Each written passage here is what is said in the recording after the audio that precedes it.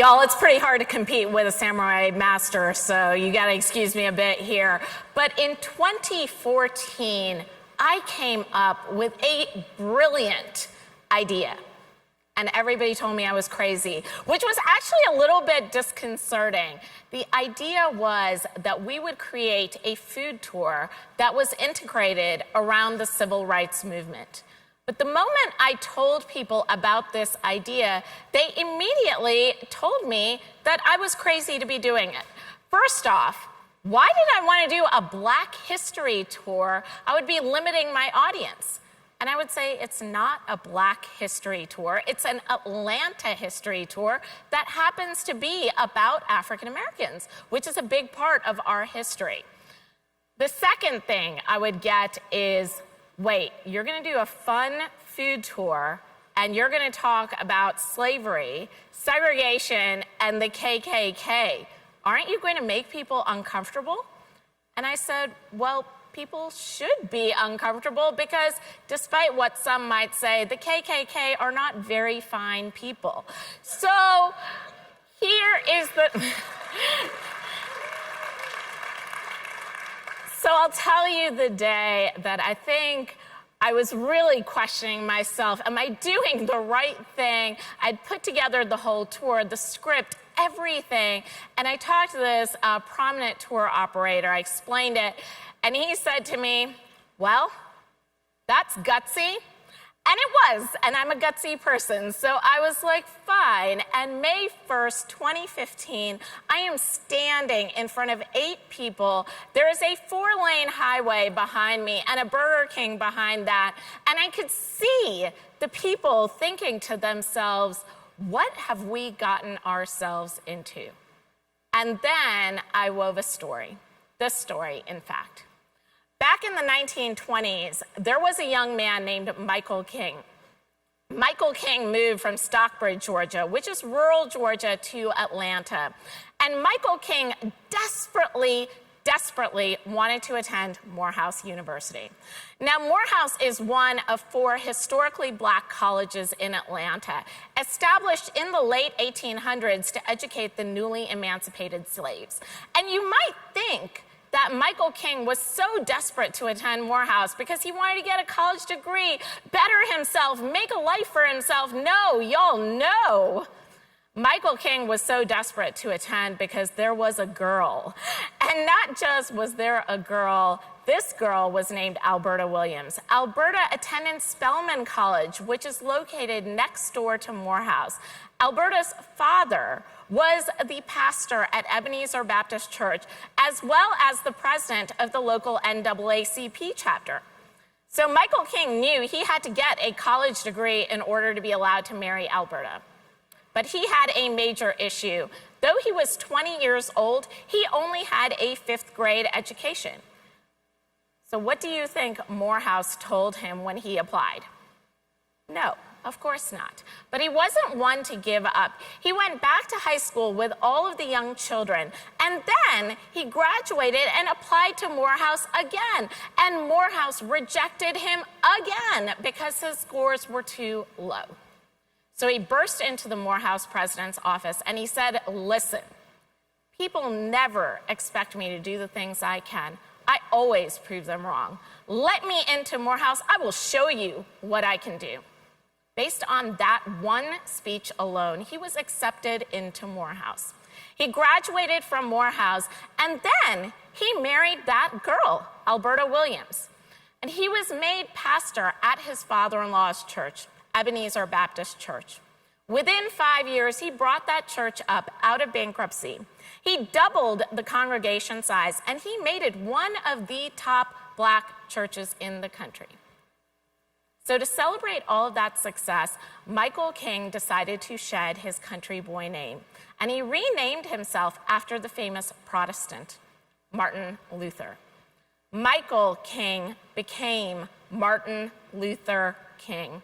And for consistency's sake, he renamed his son, a chubby-cheeked little boy of 5 years old, from Michael King Jr. to Martin Luther King Jr. And of course, it was that little boy who grew up to change our nation. So I finished telling this story. Thank you. So I finished telling this story on my very first food tour, and there's just silence. And I'm freaking out because did they like it? Do they hate me? What are they thinking? Reminding you, there's a Burger King behind me, guys, and I'm on a food tour. And all of a sudden, this woman goes, wow, I've got goosebumps.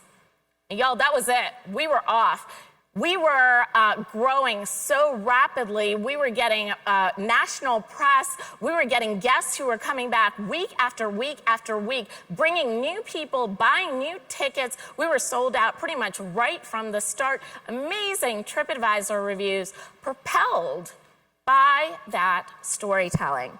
Y'all, people love stories. We as human beings are fundamentally wired to learn through storytelling. And this is a really interesting thing. Scientists have found that when we hear a story that is one that uses the narrative arc, that's a beginning and a middle and an end, our oxytocin levels increase. That's the happy drug. We hear stories and we get happy. Now, I should tell you that there is a difference between stories and anecdotes. An anecdote would have been me telling you, hey, did you know that Martin Luther King Jr. once had a different name? It doesn't have the power, it doesn't have the emotion, it doesn't result in that oxytocin increase. And that oxytocin increase actually results in people buying more. And that was what was propelling our storytelling as well as our tours. The thing I never expected, though, is I never expected that our storytelling would ease racial divisions. I think this is an amazing thing. Y'all, today in America, people of color are driving the growth of the U.S. economy. When you look at the purchasing power in this country, it is people of color that are lifting this economy. And you see it in modern movies like Black Panther and Crazy Rich Asians. And if y'all are thinking to yourselves, well, you know, I'm an international tour agency, this doesn't apply to me, it does. Because people of color are the fastest growing outbound market of American tourists. So what does this mean for all of us? Y'all, we are all leaving money on the table, all of us, because 80% of our tour base is white, 60% of the American populace is white. Imagine increasing your tour revenue by 20% simply by shifting your storytelling. So we at Atlanta Food Walks, we are doing this in two different ways. We are using both oral storytelling as well as visual storytelling to tackle this problem. Oral storytelling. First off, the baseline in America is a whitewashed history. And what this means is that research shows that school textbooks actually depict history as something that is happening to minorities rather than minorities being an active part of creating history. And so only 8% of high school seniors identify slavery as the root cause of the Civil War. This is a huge opportunity for us in this business because we are all telling stories about people and neighborhoods and places, and we have the opportunity to tell untold stories and sometimes uncomfortable stories. But remember, people love those stories. And what is awesome to me, and Ricardo didn't mention this, but Airbnb has diversity initiatives. In fact, their CEO has said that this is one of their top priorities in the coming years. Coca-Cola, UPS, pretty much every major business has diversity initiatives. And they look at us as a supplier who can help them fix those handle those diversity initiatives. They can come on our tours and we can tell them about a diverse and inclusive history simply because of the fact that our tours are intentionally inclusive. Now, thank Thank you. Now, visual storytelling. Visual storytelling means that before anybody comes and takes any of our tours, they've already made a whole lot of opinions and they have perspectives on who we are. That's through pictures on social media, on websites, in brochures, etc. 88% of US marketers agree that using more diverse images helps a brand's reputation. People of color are 38% more likely to purchase if ads reflect them. Less than 20% of advertisements include people of color. And in case you think I am exaggerating, I already told Douglas I was going to pick on him today. So Douglas and I talked a couple of weeks ago, and I told him about this presentation. And he said, you know what? We are not doing a good enough job at Arival. And I want to show you how they have taken this and switched it around, because I think this is truly remarkable. If you look at your Arival brochure, which was pre-printed, you will notice there are 19 pictures of tourists in that brochure. There are only 2 that include people of color. Now, yesterday, when Douglas did his first presentation, he had probably, I didn't count the exact number, but I would say around 35% of his pictures included people of color. That is switching the narrative, creating more inclusive visual storytelling, and he did that very quickly. Yes, props. There's so many objections to all of this, and I know y'all are thinking about them. Number one, how do my white guides handle talking about race and racism? How do we handle ensuring that our guests are okay talking about modern topics like the Confederate monuments? How do we make sure that we are not culturally appropriating? And most importantly for all of us, how do we ensure that every single one of our guests has fun, even when we are talking about uncomfortable subjects? Carefully, very, very carefully. That's honestly a full discussion on its own, but I will give you one piece of advice that is one of our core philosophies. We do not flinch. As I am standing in front of all of you guys today talking about race, and I might be the only person who does this the whole week, though I hope not.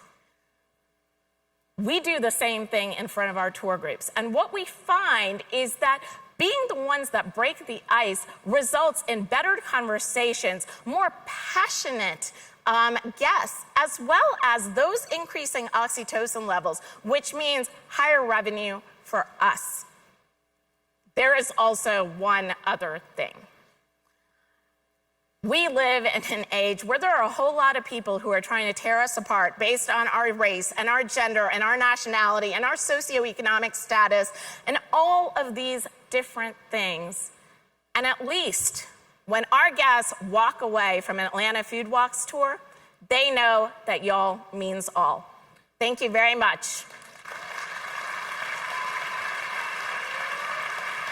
Akila, grab a t-shirt. I'm not hot. Orange one.